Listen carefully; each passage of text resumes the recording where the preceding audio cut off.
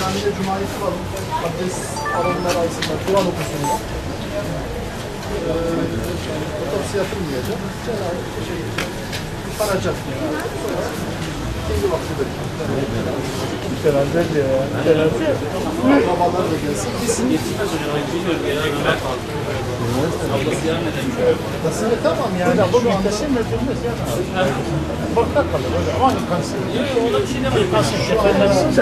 En güzel şey abdestlerimiz var. Cenaze diyorlar ya. Kur'an okumak dua etmek. Evet. Cuma günüdür, mübarek gündür. Dua edeceğiz.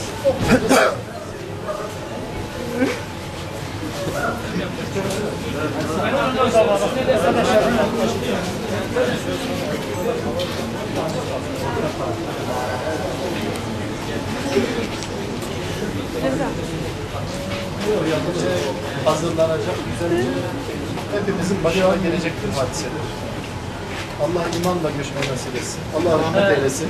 Dua edeceğiz. Ambulans gelip oturacağız, Kur'an okuyup dua edeceğiz. Öyle değil mi arkadaşlar? Meclise geçeceğiz. Dua edeceğiz. Yapabileceğimiz sadece ona dua edelim. Erkek arkadaşlar geçip abdest alıp dua edebiliriz.